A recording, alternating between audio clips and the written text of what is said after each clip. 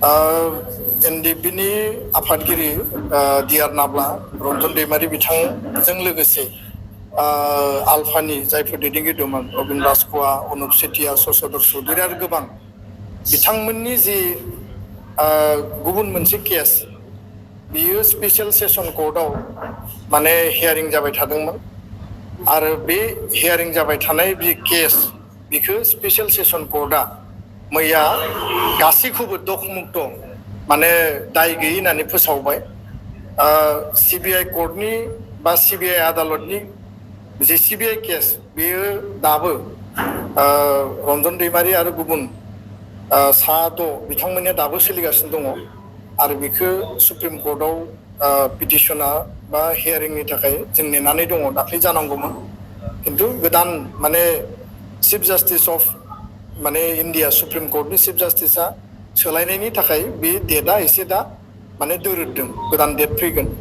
खिन्थु मैया जि रेहायनि जि रायदान होबाय बा दखमुक्त माने खालामबाय बे केसा आलादा केसमोन।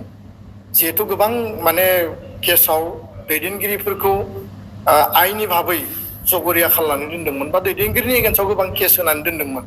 मालाबा जों टाटा केस नुदों, मालाबा सिबिआइ, मालाबा एनआइए, मालाबा गुबुन गुबुन अपारेशन इउनिटनि गोबां केसफोर दङ आरो बे मैयानि जि दखमुक्त जानाय केस बियो आलादा मोनसे केसमोन। बेयाव दिनै बिथांमोनखौ माने दाय गैयै होननानै फोसावबाय आरो बियो मोनसे सिगनिफिकेन्ट जाजमेन्ट, बेयो मोनसे हिस्ट्रिक जाजमेन्ट आरो बेखायनो जोङो Supreme Court of India, Bharat सरकार आरो जायफोरो आइनि भाबै बे केसखौ डिल खालामदों जोङो खावलायगोन जे जिहेतु मैया दाय गैयै होननानै फोसावबाय, भार्डिक्ट होबाय, दा बेखायनो गुबुन गुबुन केसफोराबो बेबायदिनो रेहाय बा बे केसखौ फोजोबनायनि थाखाय बेबस्था लानांगौ आरो मैयानि जि लेन्डमार्क मोनसे जाजमेन्ट बियो जोंनि फैबाय थानाय समाव सुप्रिम कर्टआव जानो गोनां केसाव जथेस्थ' पजिटिभ मोनसे माने रिमार्क बा पजिटिभ मोनसे नट लाबोगोन होननानै जोंहा आसा दङ।